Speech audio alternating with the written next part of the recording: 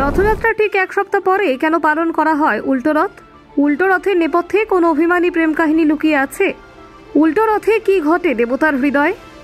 লক্ষ্মীর অভিমানেই কি ফিরতে বাধ্য হন প্রভু শ্রী জগন্নাথ? উল্টো রথের পেছনের গোপন কাহিনী সম্বন্ধে আপনি কি জানেন?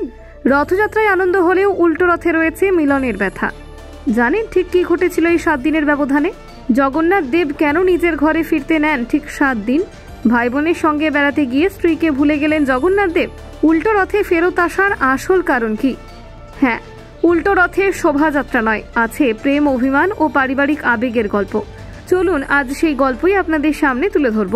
রথযাত্রা হিন্দু ধর্মের একটি অত্যন্ত প্রাচীন এবং পূজনীয় উৎসব। প্রতি বছর আষাঢ় মাসের শুক্লপক্ষের দ্বিতীয়া তিথিতে পুরীর জগন্নাথ মন্দির থেকে শুরু হয় রথযাত্রা। এই দিন ভগবান জগন্নাথ তার ভ্রাতা বলরাম এবং ভগ্নী সুভদ্রা বিশাল কাঠের 3টি রথে চড়ে গমন করেন গুন্ডিচা মন্দিরে। 8 দিন পর আষাঢ়ের শুক্ল দশমী তিথিতে সেই একই রথে তারা ফিরে আসেন শ্রীমন্দিরে। এই প্রত্যাবর্তনের উৎসবকেই বলা হয় উল্টো রথ বা বাহুড়া যাত্রা। এই রীতির পেছনে রয়েছে একাধিক পৌরাণিক, আধ্যাত্মিক এবং সাংস্কৃতিক ব্যাখ্যা। পুরাণ অনুযায়ী গুন্ডিচা মন্দিরকে জগন্নাথ দেবের মাসির বাড়ি বলা হয়, তাই একে রথযাত্রা নয় বরং এক পারিবারিক ভ্রমণের প্রতীক হিসেবে দেখা হয়। শ্রী জগন্নাথ দেব, বলরাম এবং সুভদ্রা সেখানে 7 দিন থেকে ফিরে আসেন। ঠিক যেমন সাধারণ মানুষ কোনো আত্মীয়ের বাড়ি বেড়াতে গিয়ে কদিন থেকে ফেরে, তেমনি দেবতারাও এই অবকাশ শেষে ফেরেন মূল ধামে। এই উৎসবের সঙ্গে একটি আবেগঘন কাহিনীও জড়িত রয়েছে। কথিত আছে, শ্রীকৃষ্ণ যখন বৃন্দাবন ছেড়ে দ্বারকায় চলে যান, তখন তার প্রিয় গোপীগণ এবং রাধিকা বিরহে কাতর হয়ে পড়েন। বহু বছর পরে কৃষ্ণ তাদের সঙ্গে পুনর্মিলনের প্রতীক স্বরূপ একবার মথুরা থেকে বৃন্দাবন ফিরে আসেন। রথযাত্রার মধ্যেই সেই পুনর্মিলনের প্রতিচ্ছবি রয়েছে বলে মনে করা হয়। আর উল্টো রথ সেই বিচ্ছেদের মুহূর্ত, যখন ঈশ্বর আবার ফিরে যান তার দায়িত্বপূর্ণ অবস্থানে।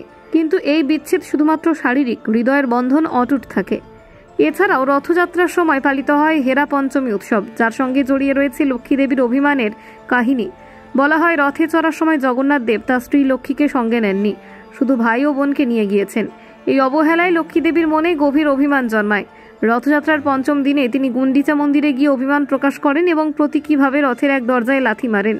এরপরেই জগন্নাথ দেব স্ত্রীকে সন্তুষ্ট করে ফিরে আসেন শ্রীমন্দিরে। উল্টো রথ তাই এক অর্থে দাম্পত্য পুনর্মিলনের প্রতীকও বটে। 7 দিনের ব্যবধানটি কেবল এক ধর্মীয় প্রথা নয়, এটি জীবনের গভীর দার্শনিক বার্তা বহন করে। ঈশ্বরের সঙ্গে আমাদের সম্পর্ক শুধুই বন্দনা বা পূজার নয়, বরং তা পারিবারিক, প্রেমিক প্রেমিকার, ভক্ত ও ঈশ্বরের মাঝে এক গভীর আবেগের বন্ধন। রথে গমন যেমন আনন্দের, তেমনি উল্টো রথেরও ত্যাগের ও গ্রহণের এক মিলিত রূপ। এই 7 দিনের মধ্যে ঘটে যায় বহু পরিবর্তন। দেবতার আবাস বদলায়, ভোগের রীতি বদলায়, উৎসবের প্রকৃতি বদলায়, কিন্তু শেষ পর্যন্ত তারা ফিরে আসেন ঠিক যেমন জীবনের যে কোনো বিচ্ছেদের শেষে আসে পুনর্মিলন। উল্টো রথ আমাদের শেখায়, যা দূরে যায় তা আবার ফিরে আসে, শুধু প্রয়োজন বিশ্বাস, ধৈর্য ও ভালোবাসার। রথযাত্রা উল্টো রথ শুধুই কোনো ধর্মীয় আচার নয়, এটি এক জীবনের প্রতিচ্ছবি।